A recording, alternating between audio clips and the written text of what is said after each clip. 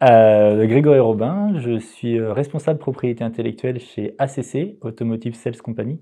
C'est une société qui est relativement récente, c'est une joint venture entre Total, Stellantis, donc anciennement PSA mais qui a changé de nom, et Mercedes, qui est arrivé récemment au capital.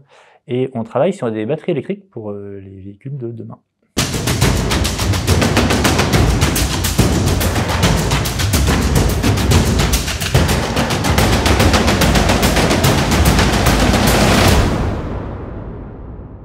C'est mon titre sur LinkedIn, ingénieur innovation et propriété intellectuelle, parce que j'ai aussi une société en parallèle qui s'appelle State of Art, sur laquelle effectivement j'aide des PME sur toute la gestion de leur innovation et la mise en place justement de leur propriété intellectuelle et de la stratégie à mettre en œuvre vis-à-vis de leur propriété intellectuelle, d'où le côté un peu innovation et gestion d'innovation. Aujourd'hui chez ACC, je gère que la propriété intellectuelle. Je fais partie du service innovation, mais c'est pas ma responsabilité, clairement pas. Le but principal de mes missions en industrie, c'est de protéger les innovations de la boîte. Pour faire un peu grossier, on a des gens qui bossent, qui font de la R&D, ils trouvent des nouvelles solutions techniques aux problématiques techniques qu'on essaye de résoudre. Je peux donner un exemple, aujourd'hui sur les batteries, il faut réussir à faire passer des puissances importantes sur des petites surfaces pour avoir des batteries qui rentrent dans la voiture. Et ces systèmes de connexion, par exemple, on en innove, enfin on en crée aujourd'hui chez ACC, et il faut les protéger, donc je vois avec eux comment on peut déposer les brevets, et après je travaille avec des cabinets externes, des cabinets CPI, pour faire la rédaction du brevet, et puis qu'on puisse faire le dépôt, et toutes les procédures qui vont bien au niveau des différents pays.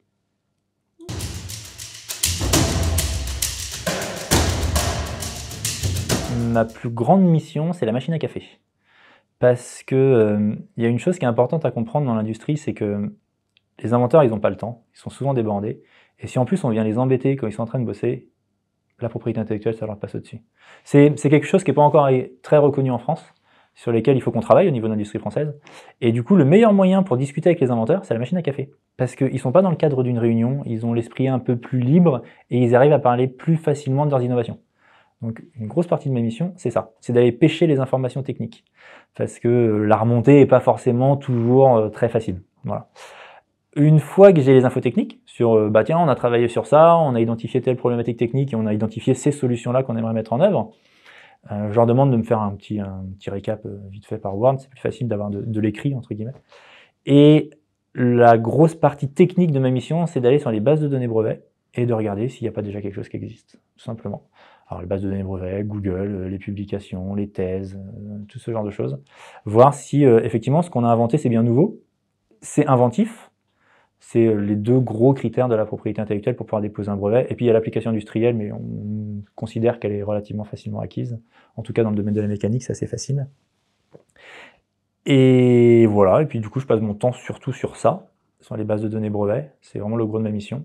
Et après c'est la présentation aux différents comités pour décider. Je décide pas tout seul dans mon coin en fait de qu'est-ce qu'on fait de cette innovation.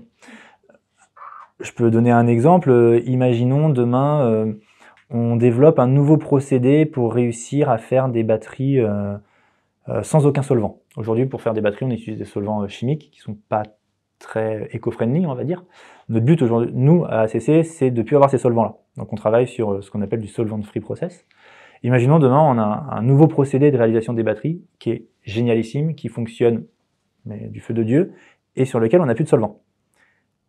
Est-ce qu'on a vraiment un intérêt à breveter ce procédé? Parce que si on le brevette, il va être publié. Donc nos concurrents pourront le copier. On ne va pas aller vérifier toutes les usines du monde qui fabriquent des batteries, voir si on a des contrefacteurs. C'est compliqué de savoir s'ils sont vraiment contrefacteurs ou pas. Donc, dans la décision de on a une nouvelle innovation, est-ce qu'on la protège par un titre de propriété intellectuelle ou pas? Il y a moi, mon point de vue, et puis ce que j'ai pu trouver sur les bases de données brevets, des choses ou rien. Et puis il y a le marketing, il y a la communication, on est un ensemble d'acteurs et on va décider ensemble quelle est la meilleure stratégie à mettre en œuvre vis-à-vis de cette innovation précise.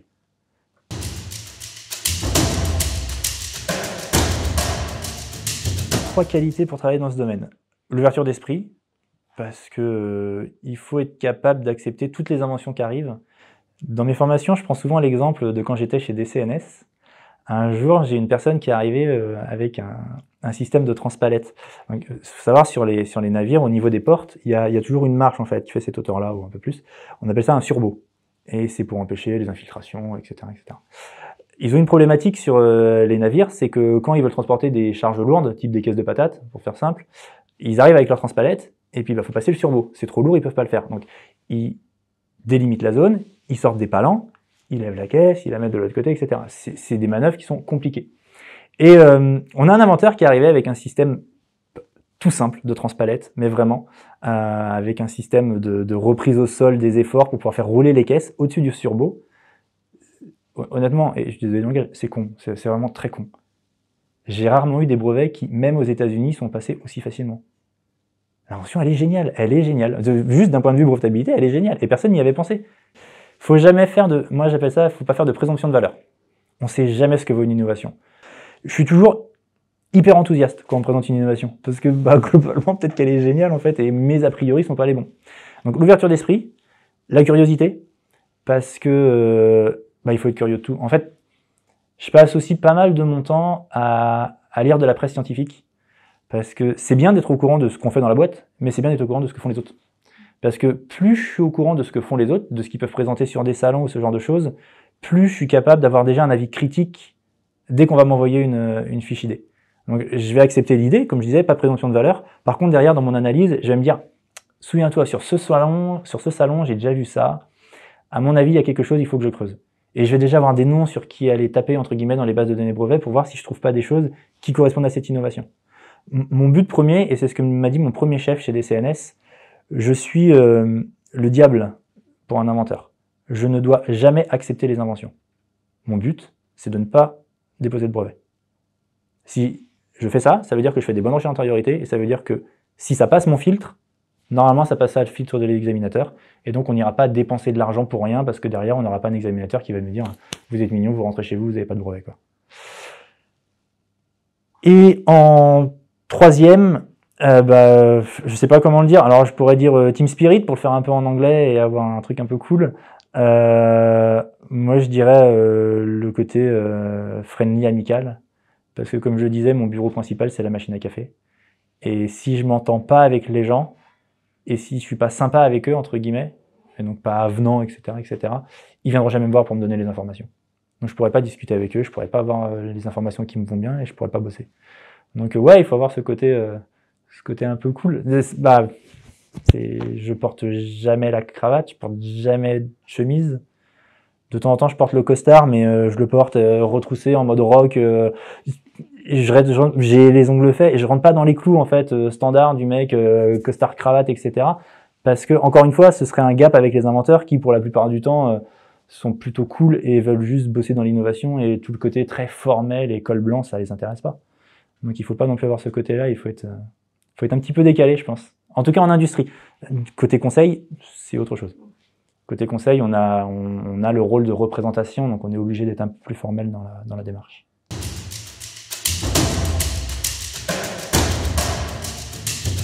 Ça recrute. Alors, ça recrute difficilement en industrie. J'ai les chiffres parce que je fais une présentation demain.